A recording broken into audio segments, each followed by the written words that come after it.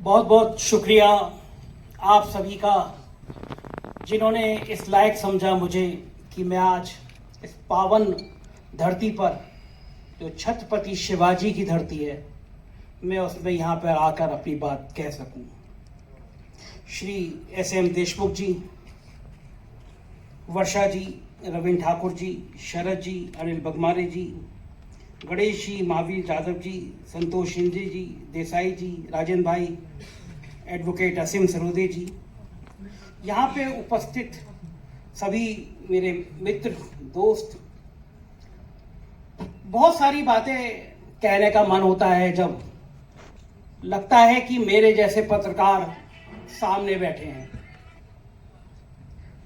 पुणे में इस तरह के आयोजन में मैं पहली बार आया हूं और महाराष्ट्र वीरों की धरती है। यहाँ की पत्रकारिता के किस्से, यहाँ की बहादुरी के किस्से पूरे देश में गूंजे जाते हैं, एक अलग पहचान रखते हैं। मेरे लिए ये बड़ी सुखद अनुभूति है कि 86 साल पुराने इस संगठन ने आज मुझ जैसे पत्रकार को भी यहाँ बुलाकर ये सम्मान दिया। मैं हृदय से आप सभी का एक बार फिर आभार व्यक्त करता हूँ। आप सब लोग डिजिटल मीडिया के इस दौर में डिजिटल क्रांति करने वाले योद्धा के रूप में मौजूद हैं।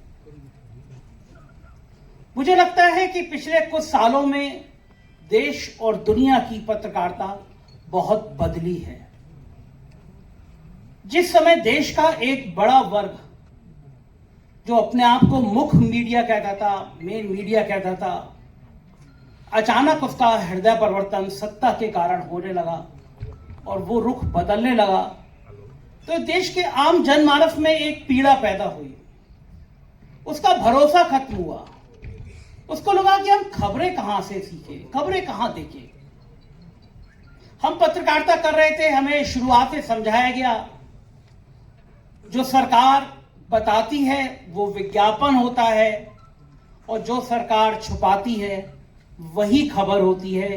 किसी भी पत्रकार का धर्म सत्ता के प्रेस नोट को पढ़ना नहीं होता है, सत्ता की आंखों में आंखें डालकर सवाल पूछना होता है। जब ये पीड़ा बढ़ी तो सोशल मीडिया ने जन्म लिया और सोशल मीडिया की क्रांति के इस दौर में, डिजिटल मीडिया की इस क्रांति के दौर में यूट्यूब का उदय हुआ, यूट्यूब पत्रकारिता का उदय हुआ।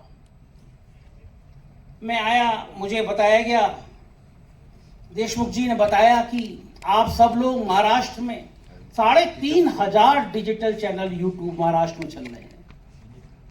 गांव देहात में महाराष्ट्र में क्या हो रहा है ये देश की मेन स्ट्रीम मीडिया नहीं बताएगी, लेकिन यहां बैठे हुए जितने बहादुर लोग हैं इन सबके चैनल पर पता चल रहा होगा कि महाराष्ट्र के किस गांव में आज भी पानी नहीं पहुंचा, महाराष्ट्र के किस गांव में सूखे की स्थिति है, महाराष्ट्र के किस गांव में लोग परेशान हैं, कहां सरकार की योजनाएं पहुंची या नहीं पहुंची, ये सब आप बता रहे होंगे। और दरअसल आप बता नहीं रहे हैं, आप समाज की सही सेवा कर रहे हैं। आप इस देश को एक नई जागृति दे रहे हैं। आप इस देश में एक नई क्रांति के ध्वज है। और मेरा आप सब बहादुरों को दिल से सलाम। मैं जानता हूं कि बहुत कठिन है आप लोगों की राह, बहुत परेशानी भरी है आप लोगों की राह, आसान नहीं होता। सत्ता ये कभी नहीं चाहती कि कोई उसकी आंख में आंख डालकर सवाल पूछे।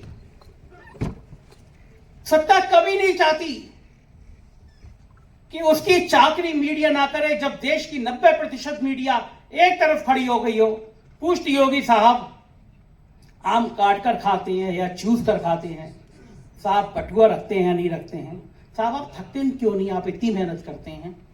उस समय बेरोजगारी की बात करने वाला है, उस समय किसानों की बात करने वाला, उस समय यह कहने वाला कि देश में हिंदू मुसलमान भाई भाई हैं, आप इनके बीच में दरार क्यों डाल रहे हैं, सत्ता ऐसा क्यों कर रही है।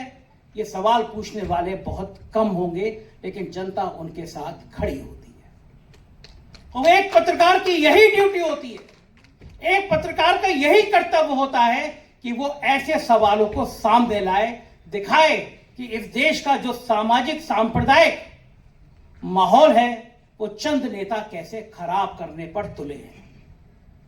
एक के बाद एक सिलसिले, एक के बाद एक घटनाएं सामने आएंगी और अब जब सिलसिलेवार विश्लेषण करेंगे तो पाएंगे जब देश में चुनाव का माहौल होता है अचानक हमारी सीमाओं पर कुछ कुछ होने लगता है।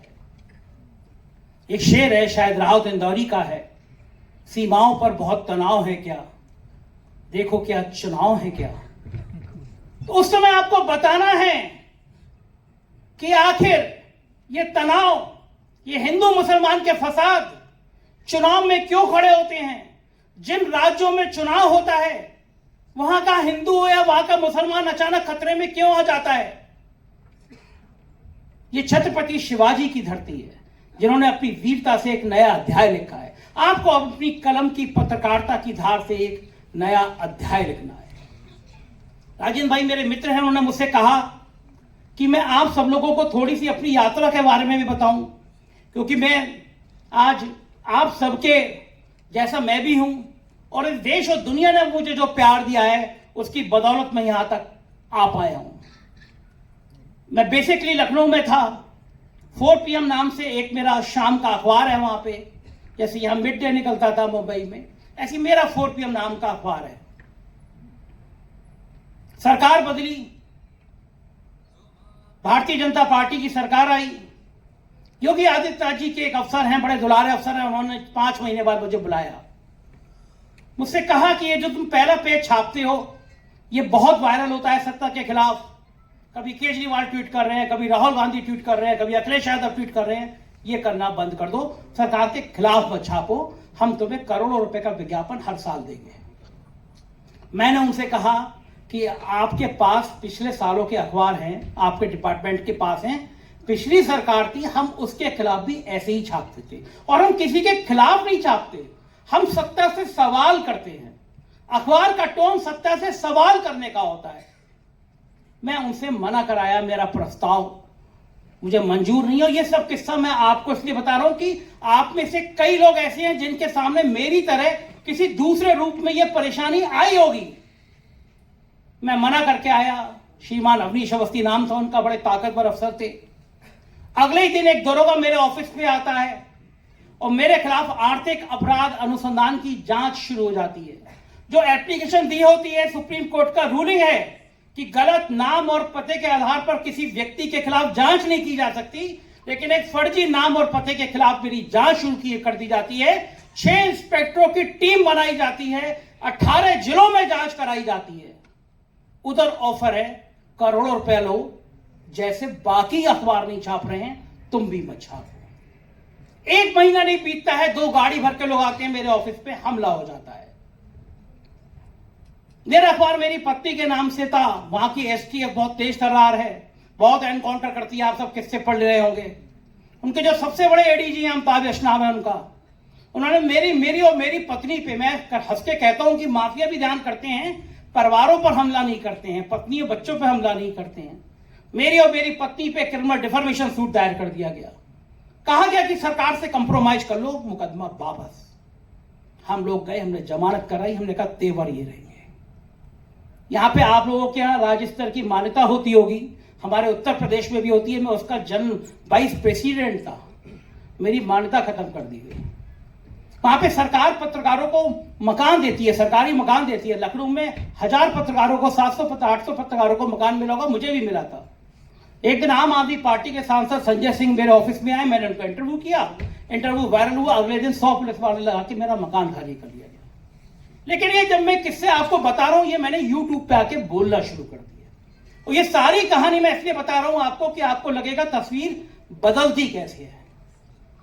जब ये किस्से मैंने बताने शुरू किए कि मेरे पे हमला हो गया, ऑफिस में मेरे के खिलाफ जांच हो गई, तो मेरा यूट्यूब स्पीड से दुगनी तिगनी स्पीड से बढ़ने लगा। मेरे हौसला बढ़ाने वाले केवल भारत में नहीं दुनिया में बढ़ने लगे। शुरुआत हुआ था 1000 सब्सक्राइबर बने थे, आज 62 लाख सब्सक्राइबर क्रॉस हो गए। मैं हमेशा कहता हूं कि ईश्वर परीक्षा लेता है, ईश्वर टेस्ट करता है, ईश्वर थर्मामीटर लगाता है कि आपका तापमान कितना है। आप सरकार की आंखों में आंखें डाल कर सवाल पूछोगे या सरकार के आगे झुक जाओगे। जेल दिखती थी। एक इंस्पेक्टर ने कहा, मेरा मित्र हो गया था, कि ये लोग तुम्हारी हत्या तक करा सकते हैं। मैंने उस दिन टर्म इंश्योरेंस किया कि थोड़ा घर पे कट जाता कि अगर मेरी हत्या हो जाए तो बच्चे सड़क पे ना आए। इन तेवरों के साथ मैंने आंख में आंख डाल के सवाल पूछने शुरू किए। नतीजा ये हुआ कि 4 PM आज दुनिया के 150 से ज्यादा 200 देशों में देखा जाने लगा। अमेरिका हो, इंग्लैंड हो, हर जगह से लोग मेरे मित्र बन गए, मुझसे सराहना करने लगे। मार्च में मेरे पास Michigan university of Michigan America से कॉल आया कि हम एक कॉन्फ्रेंस कर रहे हैं, आपको बुलाना चाहते हैं, आप बहुत अच्छा बोलते हैं, अमेरिका में बहुत देखे जाते हैं। मैं खुश हुआ, मैं गया दूतावास में, कलकत्ता दूतावास में वीजा के लिए अप्लाई किया। 100 लोग लाइन में लगे थे। वीजा बहुत कम लोगों का देते हैं, जिनका अप्रूव कर देते हैं उनका पासपोर्ट रख लेते हैं। 80-90 लोगों का रिजेक्ट हो गया। मेरे से बात सवाल की, बोले congratulation, your visa is approve, मेरा पासपोर्ट रख लिया। यूनिवर्सिटी ने ट्वीट किया कि इंडिया के बड़े इन्फ्लुएंसर संजय शर्मा अमेरिका आ रहे हैं बोलने के लिए। पासपोर्ट 4-5 दिन में आ जाता है। जब 10 दिन हो गए तो मैंने मेल किया कि मेरा पासपोर्ट नहीं आया। यूनिवर्सिटी ने 3 चिट्ठी भेजी, लिखकर आया कि अभी प्रोसेसिंग में है। मैंने उनसे फिर कहा कि 20 दिन बचे हैं, फिर आया प्रोसेसिंग में है। और आपको जानकर हैरानी होगी, ताज्जुब होगा, जो मेरे अमेरिका के मित्र हैं वो बताते हैं कि आज तक के इतिहास में नहीं हुआ। 6 महीने हो गए, मेरा पासपोर्ट जमा है, मैं मेल करता हूं, लिख के आता प्रोसेसिंग में है। मुझे हंसी आई कि भारत ये छोड़ो, अमेरिका में भी ये डर पैदा हो जाए कि अगर 4 PM आके अमेरिका में कुछ बोलेगा तो पासपोर्ट यहीं रखो। तो मैं मानता हूं ये मेरे लिए दंड नहीं है, ये मेरा पुरस्कार है। आप मुझे जितना रोकोगे सीमाएं उतनी बढ़ती हैं। लेकिन बहुत खतरे हैं। खतरे इस बात के लिए कि लोग आप पे भरोसा करते हैं तो बड़े भावुक होते हैं। लाइन खिंच गई है। अगर आपने किसी दिन किसी जो आपके दर्शकों को पसंद नहीं है उस पर एक लाइन कर दी, तो आपके अपने भी लोग जो आपकी विचारधारा के लोग हैं, जिनको लगता है कि आप इतनी तेजी से क्यों आगे बढ़ते जा रहे हैं, वही आपके खिलाफ षड्यंत्र करते रहते होंगे। आप भी इस बात के भुक्तभोगी होंगे। पिछले 10 महीनों से, 1 महीना छोड़ दो तो पिछले 10 महीनों से जो पॉलिटिकल कमेंटेटर की सूची बनती है उसमें 4 PM देश में सबसे ज्यादा देखे जाना